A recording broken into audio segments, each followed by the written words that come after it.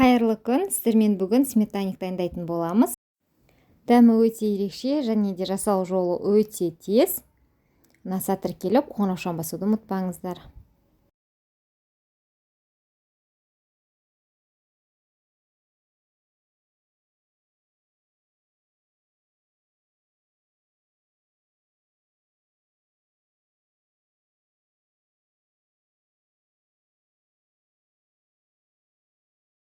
Ең алдымен сары майымызды ұнға аунатып, теркалаймыз.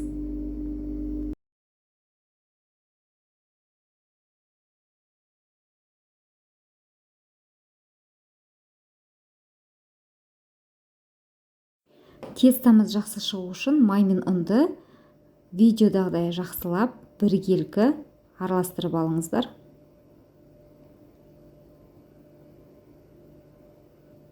Үстінен қант саламыз. Разрыхлитель. Бір жұмыртқа. Енді тестамызды илейміз.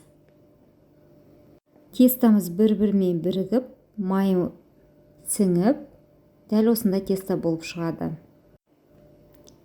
Холодильникке 1 сағатқа қойып қоямыз. Оған дейін салмасын дайындаймыз.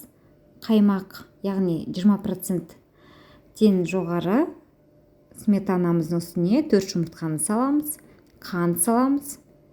Ванилин де қоссаңыздар болады. Дәмі өзгеше болады ванилинмен. Жақсылап миксерлейміз.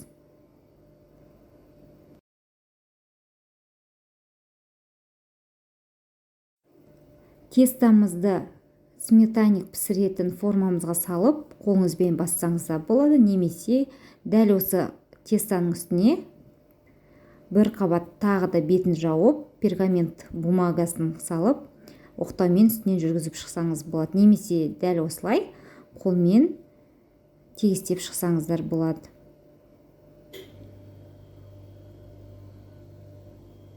Ыдысымызға салдық. Біркелкі шықсын десеңіздер, үстінен тестаның үстінен стаканмен тегістеп жіберсеңіздер болады.